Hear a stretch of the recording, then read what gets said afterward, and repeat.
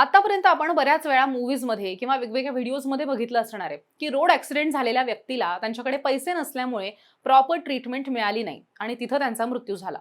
आणि हो, आतापर्यंत हे भारतामध्ये खूप वेळा खूप ठिकाणी घडले सुद्धा.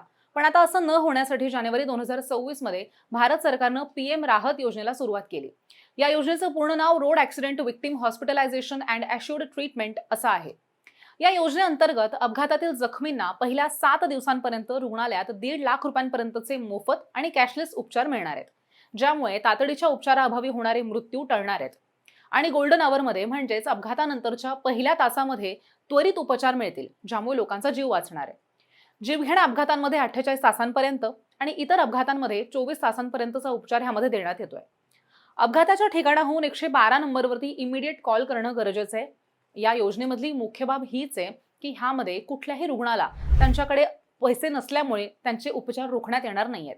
यामध्ये हॉस्पिटलला 10 दिवसांमध्ये त्यांचे पैसे मिळतात. शिवाय मोटर व्हेकल ॲक्सिडेंट फंड आणि बीमा इन्शुरन्स सुद्धा यामध्ये कव्हर केला जाणार आहे. आणि आता ह्यातलं काही नसेल तर गव्हर्नमेंट बजेट सपोर्टमधनं सुद्धा ह्या ठिकाणी पैसे मिळतील. सरकारकडनं एका ग्रीव्हन्स ऑफिसरची सुद्धा या ठिकाणी नेमणूक करण्यात येणार आहे. आणि ही योजना पूर्णतः डिजिटल असणार आहे, जी EDAR म्हणजेच electronic accident report and TMS 2.0 न जोडण्यात आली आहे. आणि ह्याच्यामुळे ॲक्सिडेंटचा रिपोर्ट, ट्रीटमेंट या सगळ्या गोष्टी ऑनलाईन होणार आहेत. आणि जी व्यक्ती रुग्णाला हॉस्पिटलपर्यंत पोहोचवणार असेल तिला राहवीर म्हणून सुद्धा ओळखलं जाणार आहे. तर ह्या योजनेबद्दल तुमचं काय मत आहे ते आम्हाला कमेंट करून नक्की सांगा. आणि तुमच्या सुद्धा काही आयडियाज असतील तर त्या सुद्धा कमेंटमध्ये शेअर करा.